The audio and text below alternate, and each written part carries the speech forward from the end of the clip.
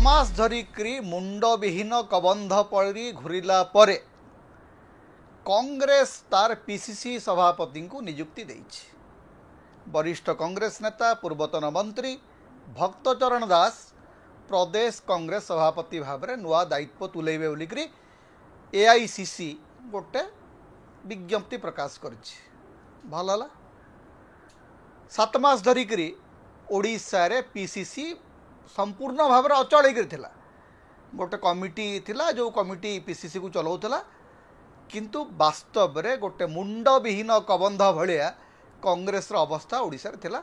7 मास धरिकी नेतृत्वहीन मुंड विहीन होकर कांग्रेस चलला।